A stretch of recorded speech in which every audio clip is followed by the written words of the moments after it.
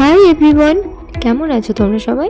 অনেক দিন পর আমি ভাবলাম একটা লং ভিডিও বানাই, কারণ ইউটিউবে শর্টস ভিডিও দিয়ে দিয়ে আমার ইউটিউবের লং ভিডিওগুলো যেন তাদের মধ্যে চাপা পড়ে গেছে। আজকে যেহেতু রবিবার ছিল, দিনটা বেশ আমার প্রোডাক্টিভভাবেই কাটে, তো ভাবলাম একটা লং ভিডিও বানিয়ে নিই। সকাল সকাল উঠে স্নান করে হালকা একটু ব্রেকফাস্ট করে আমি আর বোন গিটার ক্লাসে চলে গেলাম। গিটার যেখানে শিখি সেটা প্রায় 10 মিনিটের রাস্তা, অনেকটা কাছেই। যে স্যারের কাছে শিখি উনি খুব ভালো গিটার শেখান।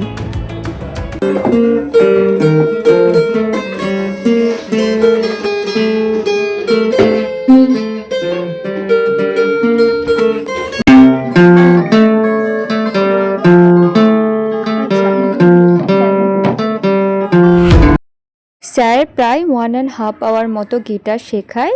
গিটার শিখে বাড়ি এসে আমার আজকে কিছু কাজ আছে। এখানে তো শীত প্রায় কমেই গেছে, তাই ভাবছি যত সোয়েটার আছে সব কাঁচা হয়ে গেছে, ওগুলোকে একটা জায়গায় করে রেখে দেবো। আর জানো, এটা নিয়ে না আমার থার্ড টাইম এই একই ভিডিও ইউটিউবে পোস্ট করা হচ্ছে। আগের ভিডিওগুলো যতবারই পোস্ট করছি ততবার কোনো না কোনো কারণে কপিরাইট হয়ে যাচ্ছে। তো আমিও হাল ছাড়ার মেয়ে না, যতবার কপিরাইট হবে ততবারই আমি ডিলিট করে আবার প্রথম থেকে এডিট করে আবার ভিডিও পোস্ট করব, এতটাই আমার ধৈর্য আছে। তো নিচের কাজকর্মগুলো সেরে আমি ছাদে এসেছি কিছু গাছ লাগাবো বলে। এখানে জায়গা খুবই কম, তাই চাইলেও অনেক গাছ লাগানো হয় না। আমার কাছে কিছু স্নেক প্ল্যান্টের গাছ ছিল, ভাবলাম জায়গা পড়ে আছে তখন এইগুলো লাগিয়ে দিই।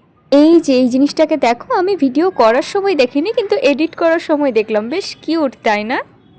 যাই হোক, এইভাবে আমার গাছ লাগানো কমপ্লিট। একটা বড় জায়গায় স্নেক প্ল্যান্ট লাগিয়েছি আর দুটো ছোট ছোট জায়গায় স্নেক প্ল্যান্টটা লাগিয়েছি, ওটা আমার বেডরুমে রাখবো বলে। তো ওগুলোকে নিচে নামিয়ে এসে ওদেরকে একটু জল দিয়ে দিলাম। কিছুদিন ওদের একটু ডেভেলপ হতে টাইম লাগবে, তারপর যদি একবার শিকড়টা বেরিয়ে যায় তারপর ওরা তাড়াতাড়ি বেড়ে যায়। আর এই দেখো, শীতকাল শেষ হতে যাচ্ছে আর এতদিনে আমাদের গাছে চন্দ্রমল্লিকা এসছে। তবে এত দেরিতে আসলেও ফুলটা বেশ সুন্দর, আর যে কোনো ফুলই না বাই কালার হলে দেখতে বেশ ভালো লাগে। তারপর আমি নিচে এসে আমার কিছু নোটস তৈরি করে নিচ্ছিলাম। আমাদের যেন এক্সাম হবে হবে বলছে, কিন্তু কবে হবে এক্স্যাক্ট একটা দিন না দেওয়া অবধি আমাদের কারোরই পড়া হচ্ছে না। দুপুরের লাঞ্চ সেরে আমার যে সোয়েটারগুলো বাকি ছিল সেগুলো একটা জায়গায় ভরে দিলাম। এবছর আমার বেশি সোয়েটার লাগেনি, আর এমনিও আমার সোয়েটার লাগে না, কারণ শীতটা আমার খুবই কমই অনুভব হয়। তো যে কটা ছিল সে কটাকে একটা জায়গায় রেখে অন্য জায়গায় সরিয়ে রাখবো, একদম বাড়ি যাওয়ার সময় এগুলোকে নিয়ে চলে যাব। তারপর একটু রেস্ট করে আমরা সবাই না আমাদের পার্ক আছে নিচে, ওখানে চলে গেছিলাম। ওখানে না আজকে আমাদের আনন্দ মেলা হচ্ছিল, যেখানে সবাই বাড়ি থেকে হোমমেড একদম খাবার তৈরি করে এনে এখানে সেল করছিল। তাই খাবারগুলো না খেতে দারুণ ছিল। এইসব দেখে না আমার আর লিয়ানার প্রচুর রিগ্রেটস হয়েছে, কারণ আমরাও চেয়েছিলাম আমাদের একটা খাবারের স্টল বসাবো যেখানে চিকেন পকোড়া, ফ্রেঞ্চ ফ্রাই এসব রাখবো। নেক্সট টাইম এই চান্সটা আমরা মিস করব না। দেখো, আন্টিরা এখানে বসে বসেই অনেক রকম খাবার একদম তৈরি করে দিচ্ছিল। আর যেগুলো বাড়ি থেকে আনার, যেমন ধরো কেক, পেস্ট্রি বা ধরো ফুচকাটা ভেজে আনার যেগুলো ব্যাপার আছে সেগুলো ওরা বাড়ি থেকে করে এনে বাকিটা এখানে করছিল। দেখতেও সুন্দর লাগছিল, সবাই মিলে একদম একটা জায়গায় গ্যাদারিং হয়ে সেখানে আনন্দ উৎসব তৈরি হয়ে গেছিল। এখানে অনেক রকমের খাবার তৈরি করা হচ্ছিল, যেমন একটা বড়া ছিল যেটা একটা আন্টি ভাজছিল ওখানে, ওটা সুজি দিয়ে সামথিং কিছু তৈরি করেছিল, যেটা আমি এক্স্যাক্ট নাম জানি না।